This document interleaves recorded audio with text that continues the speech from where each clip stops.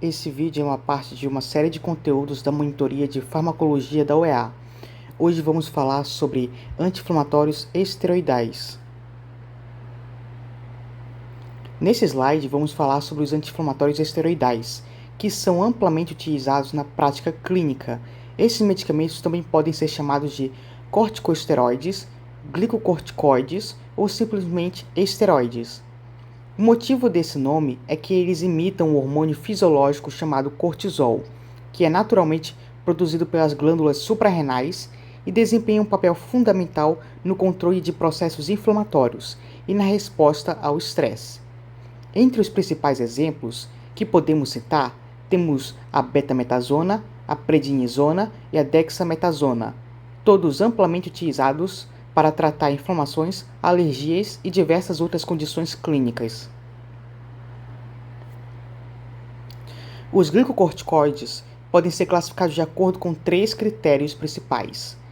Primeiro, sua meia-vida, que pode ser plasmática ou biológica.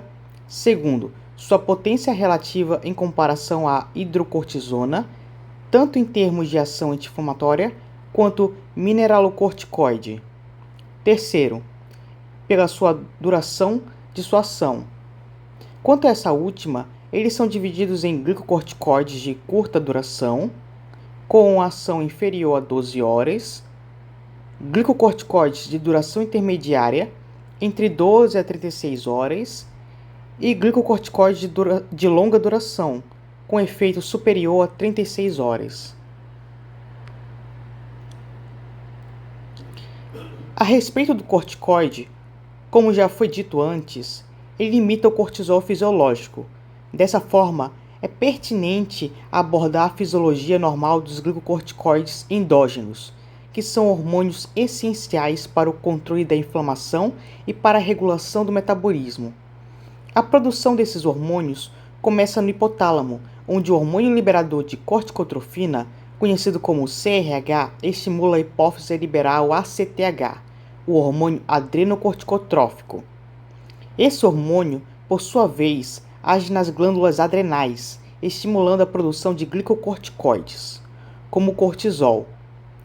O cortisol é fundamental para o controle da inflamação e também exerce feedback negativo, inibindo a produção de CRH e ACTH quando em concentrações elevadas. Dessa forma, o organismo regula a produção de glicocorticoides para manter o equilíbrio fisiológico. Essa regulação é especialmente importante quando administramos um esteroide exógeno. O uso de glicocorticoides exógenos pode ativar um mecanismo de feedback negativo, suprimindo a produção natural de cortisol. Em pacientes que fazem uso crônico de corticoides por mais de 14 dias, é crucial realizar um desmame.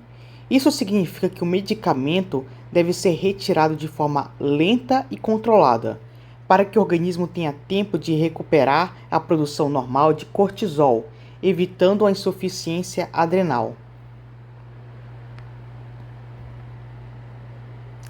A farmacocinética dos glicocorticoides começa com a sua absorção, que pode ocorrer por várias vias de administração. A via oral é uma das mais comuns e, devido à alta lipossolubilidade do cortisol, a absorção é eficiente, principalmente no jejum proximal. Além da via oral, temos a administração intra ou periarticular, muito utilizada por reumatologistas para tratar condições inflamatórias articulares, minimizando os efeitos sistêmicos. Já os dermatologistas utilizam a via tópica para tratar diversas doenças de pele.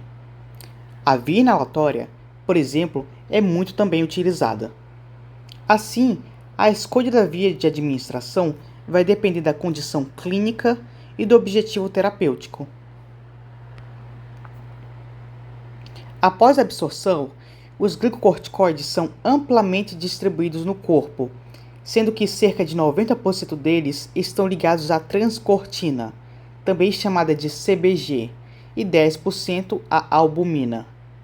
Apenas uma pequena fração circula livre e atravessa as células por difusão simples. O metabolismo desses hormônios ocorre principalmente no fígado, onde são inativados para então serem excretados pelos rins.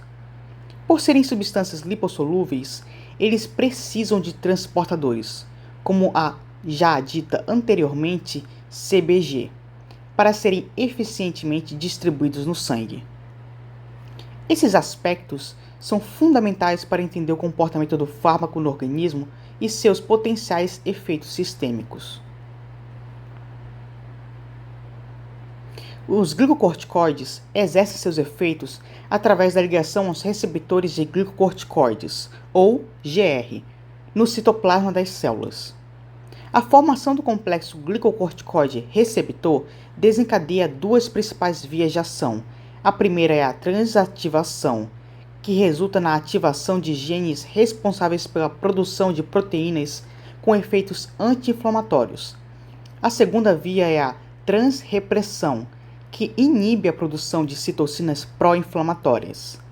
Dessa forma, os glicocorticoides ajudam a controlar tanto a inflamação quanto a resposta imunológica, sendo amplamente utilizados em tratamentos de doenças inflamatórias e autoimunes. Os glicocorticoides e os anti-inflamatórios não esteroidais, ou AINES, são amplamente utilizados no controle da inflamação, mas atuam de maneiras diferentes. Os AINES inibem a enzima ciclooxigenase, responsável pela produção de prostaglandinas, que causam inflamação e dor. Já os glicocorticoides têm uma ação mais ampla e potente, inibindo a fosfolipase A2, uma enzima que atua no início da cascata inflamatória. Além disso, os glicocorticoides também inibem a via da lipoxigenase, digamos que de forma secundária, responsável pela quimiotaxia e pela resposta imunológica.